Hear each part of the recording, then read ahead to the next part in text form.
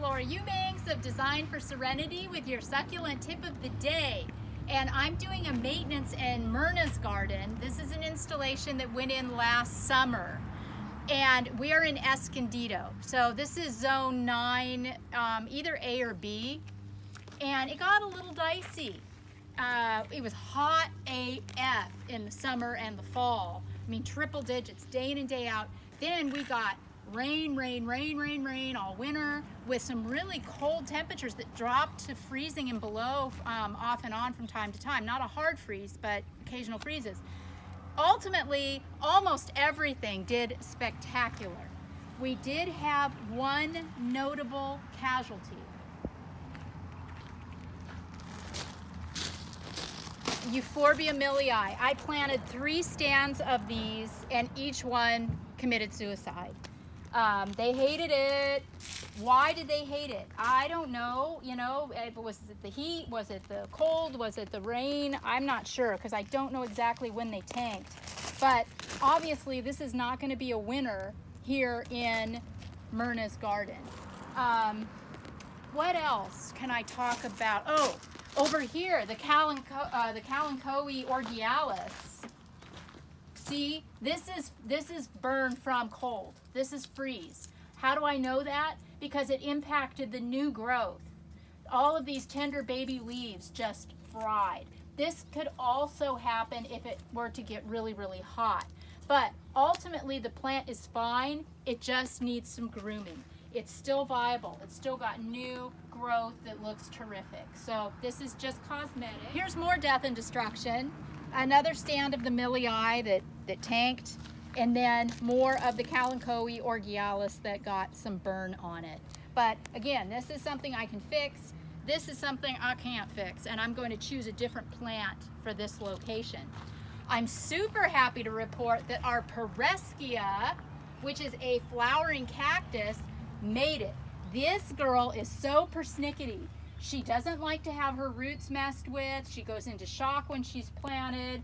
Sometimes she can succumb to the cold, but look how beautiful. Myrna said that she did drop her leaves in the winter, but she made a comeback real quick as soon as the days got longer and things warmed up. This aloe striata has mealybug. See all that white grossness in there?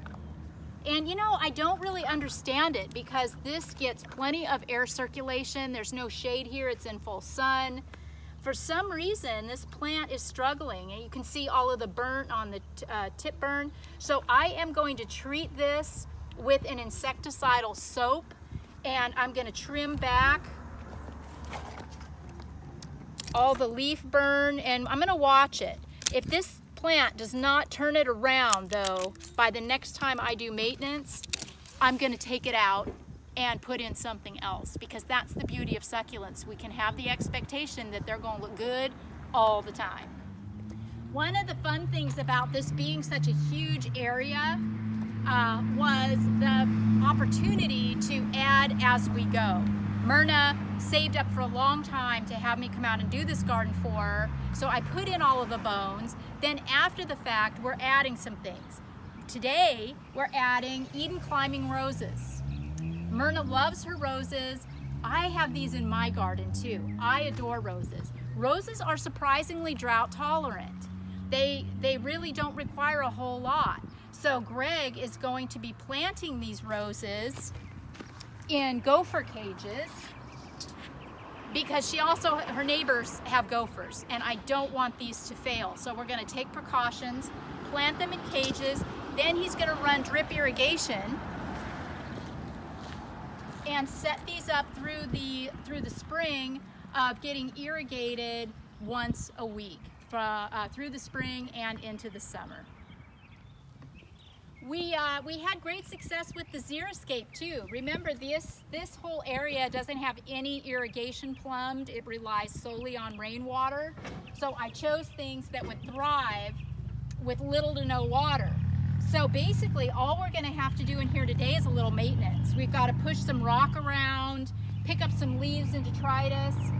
Myrna's had a few weeds, but nothing too dramatic. She's been very diligent to come out and pick them, you know, my program.